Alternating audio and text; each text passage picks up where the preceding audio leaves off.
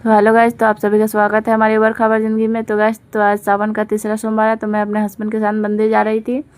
तो मेरा बेटा बोला मैं भी चलूँगा मम्मी, तो उसको भी मैं तैयार करने लग गई।